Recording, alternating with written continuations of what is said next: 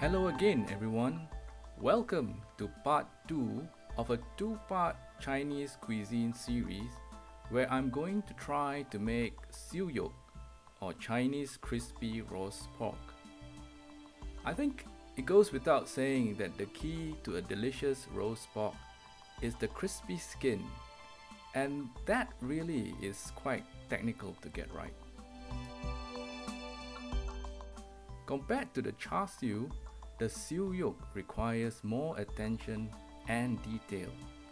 Needless to say, I've tried many recipes that I gather online, so what I'm about to share is my experience combining several of these recipes and trying them out until I got the desired crispy skin.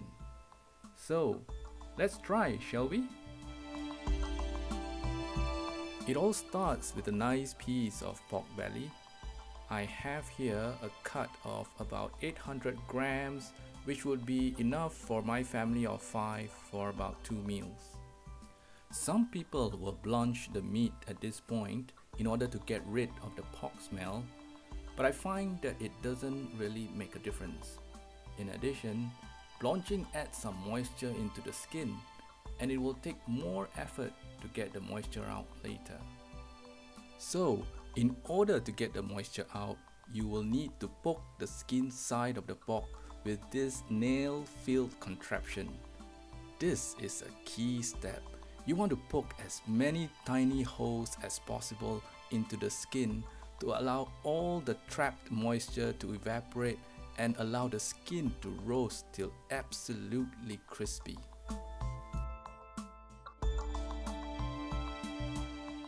Then, you would want to work on the other side of the meat. Draw some lines with your knife. This would enable the seasoning to absorb deep into the meat.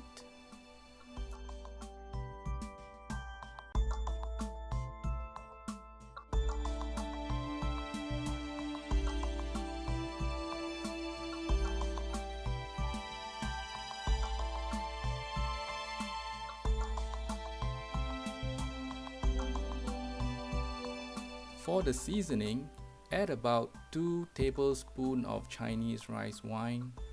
Then add 1 teaspoon of white pepper.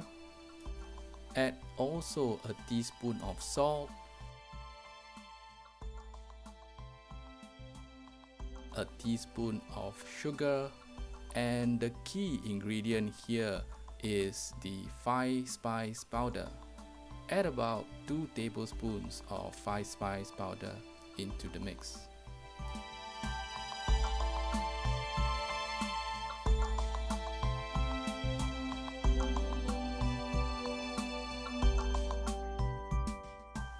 Now, brush the seasoning into the meat side of the cut and make sure you get all the seasoning into the nooks and crannies that you have made earlier on.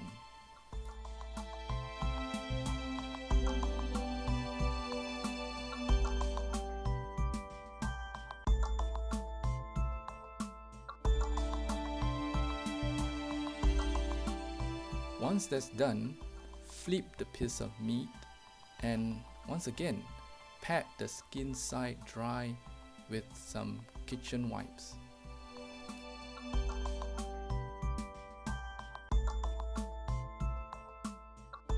Then brush the skin side with a mixture of vinegar, salt, and a teaspoon of baking powder. Now, this is another key step to make sure you get that crispy skin.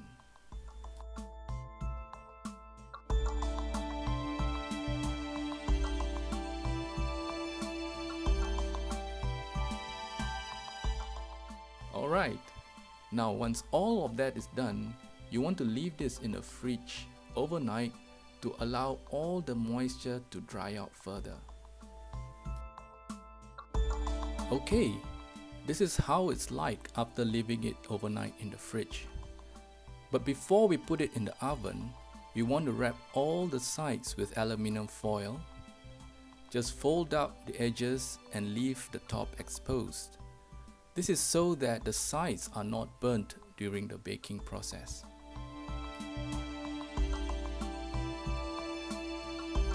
Here is another key step. You would want to spread a layer of salt on top of the skin. What the salt does is that it draws up more moisture from the skin, while at the same time making sure that the top side is not burnt out too quickly.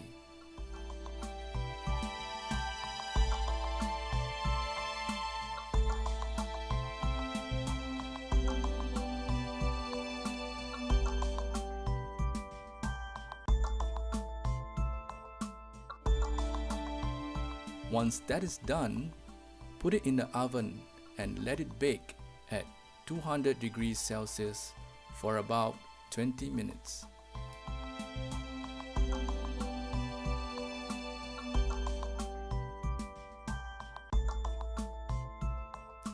After 20 minutes, take it out from the oven and remove the layer of salt as well as the aluminium foil. By now, the moisture would have been drawn out.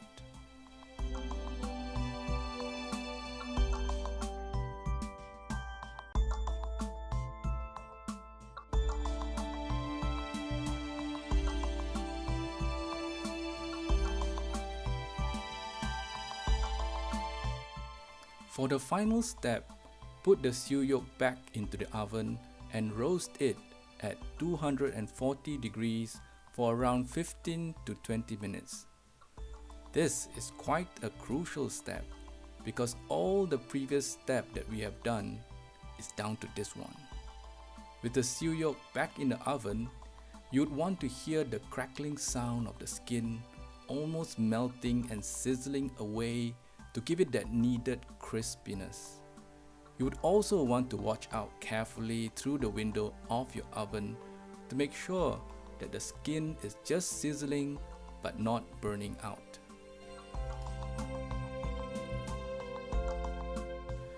Wow, finally, this is the result that you get. Nice crispy Siew Yuk.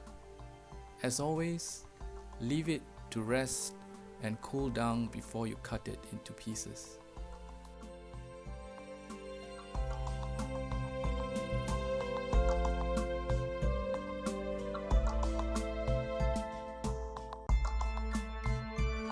If you like this video, help me to make more of it by subscribing to my channel and click on the like button. That's all for now. Take care.